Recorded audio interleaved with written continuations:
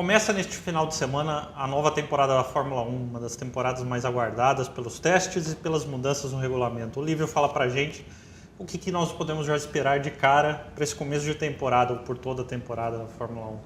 Bom, essa temporada tem características muito particulares, né? Primeiro, pela mudança profunda no regulamento técnico e esportivo.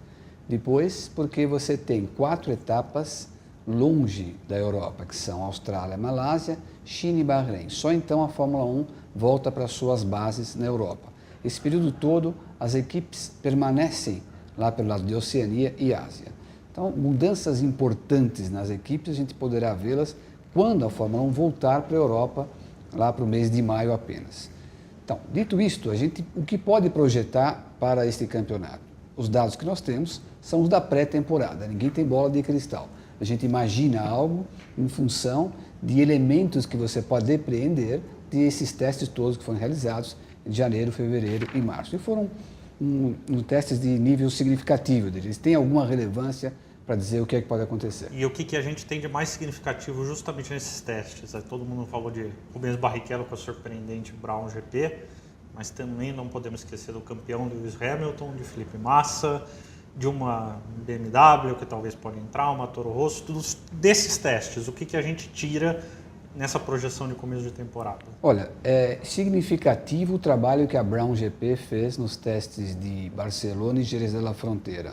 Eles fizeram 7 dias de testes, sempre completaram muitas voltas, o equivalente a quase 2 grandes prêmios por dia. Apesar do pouquíssimo tempo de treinamento, eles acumularam um nível de quilometragem melhor do que equipes que treinaram muito mais do que eles, porque o carro é confiável e, além de confiabilidade, o carro mostrou velocidade. Sempre o Rubinho e o Button estavam dentre os mais velozes na pista. E quem estava nos circuitos compreendeu que esses pilotos estabeleciam voltas rápidas também nas simulações de corrida, o que atesta que o carro não é apenas veloz, por exemplo, numa sessão de classificação.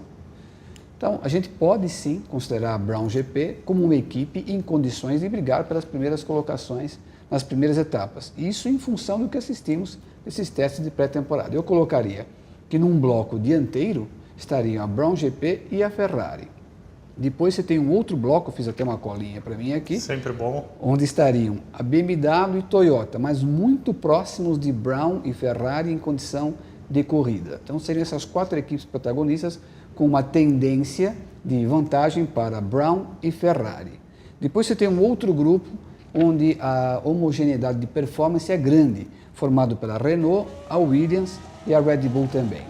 E você tem um grupo final, onde curiosamente está a equipe que você falou, o campeão do mundo, a McLaren. A McLaren, a Toro Rosso, que é um carro que é o da Red Bull, mais modificado, andou muito pouco, está nesse grupo aí. E você tem o carro da Force India, que por um azar dela, é o carro da McLaren com motor Mercedes, só que esse ano a McLaren, é o que tudo indica até agora, errou no seu carro. Então estão andando lá atrás novamente. E o que você acha que justamente essa McLaren errou até o momento para essa temporada?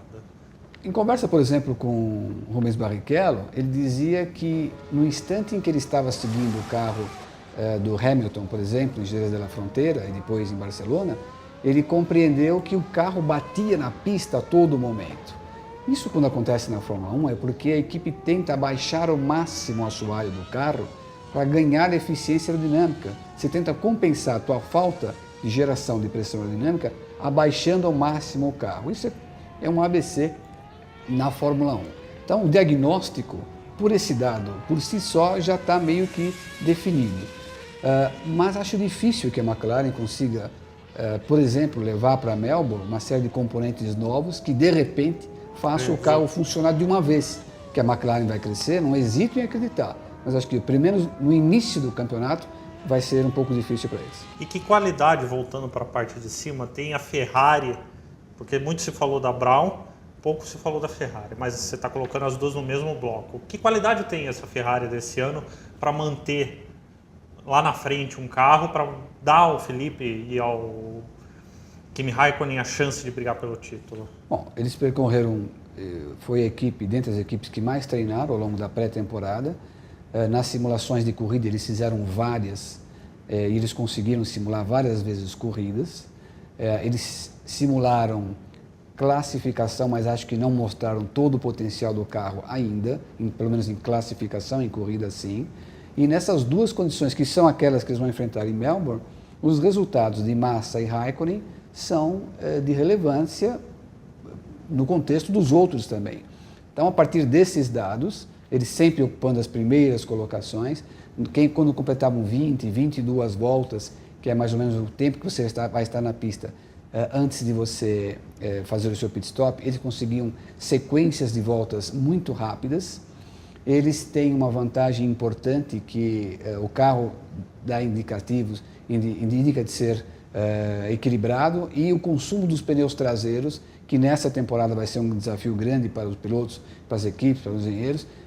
A Ferrari mostrou que consegue conservar um pouco melhor do que os concorrentes, outro indicativo de que o chassi foi bem concebido. Então, a Ferrari, baseado nisso, é que a gente pode imaginar que a Ferrari tem um carro em condições de brigar pelas vitórias. Mas não vai ser fácil para o Massa, porque o Kimi, pelo visto, ele quer se redimir da péssima temporada do ano passado. E justamente no bloco seguinte, temos BMW e Toyota. O que os dois têm de bom e o que não tem de bom para encostar justamente nessa Brown e na Ferrari?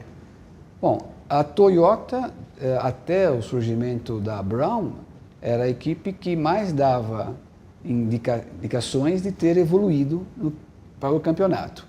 Eles conseguiram fazer um carro rápido, homogêneo, e Arno Trulli e Timo Glock completaram seguidas vezes muitas voltas, também em ritmo muito positivo.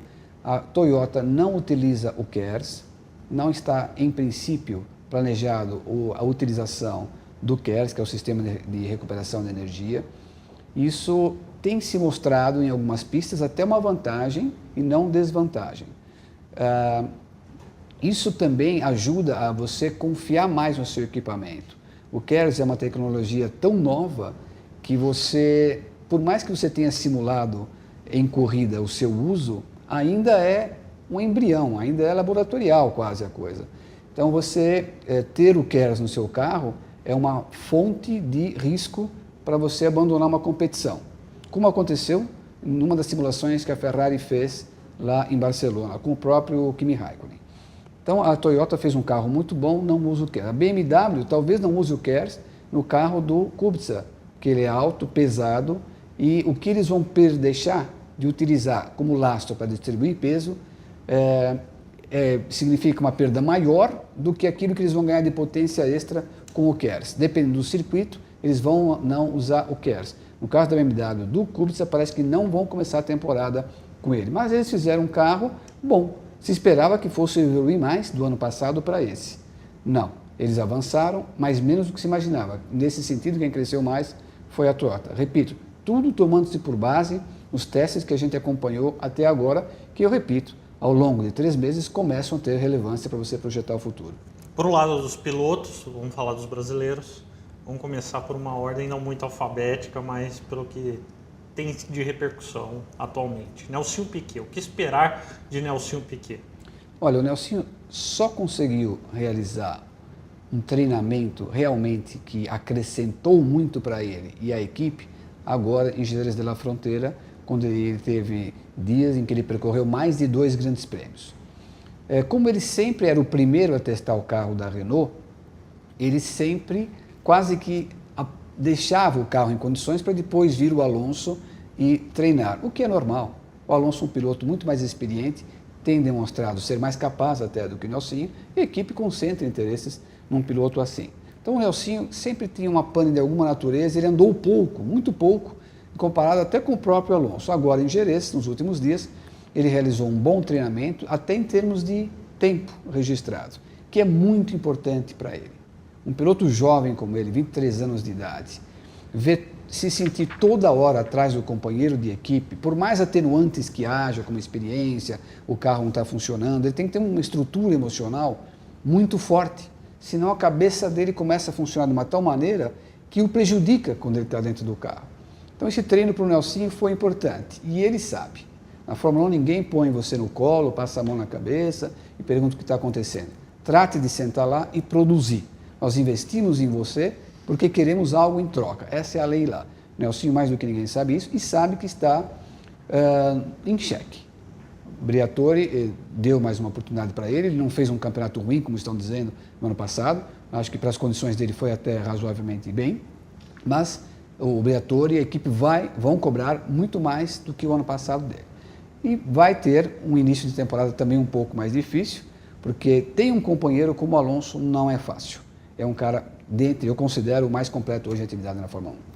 Então vamos agora falar de Felipe Massa, vice-campeão do ano passado, o carro um dos mais fortes para essa temporada, uma esperança de que, enfim, possa ter um campeão brasileiro de novo? Acho que as chances são boas. São boas porque, primeiro, o Felipe demonstrou uma maturidade no ano passado